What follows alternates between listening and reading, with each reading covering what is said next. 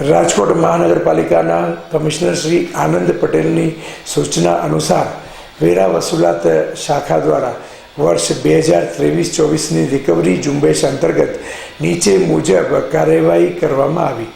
15 મિલકતોને seal કરવામાં આવ્યા, 15 મિલકતોને ટાંચ જપ્તી notice ફટકારવામાં આવી, એક નળ કનેક્શન કપાત અને ₹44.77 લાખ રિકવરી કરી કુલ ₹3,79,939 મિલકત ધારકોએ 322.15 કરોડ વેરો ભર્યો છે। આ કામગીરી મેનેજર શ્રી વત્સલ પટેલ, નીરજ વ્યાસ, સિદ્ધાર્થ પંડ્યા, ફાલ્ગુનીબેન કલ્યાણી, નિલેશ કાનાણી તથા તમામ વોર્ડ ઓફિસરો, તમામ વોર્ડ ટેક્સ ઇન્સ્પેક્ટરશ્રીઓ દ્વારા આસિસ્ટન્ટ કમિશનર શ્રી સમીર ધડુક તથા VM પ્રજાપતિના માર્ગદર્શન હેઠળ કાર્યવાહી કરવામાં આવી।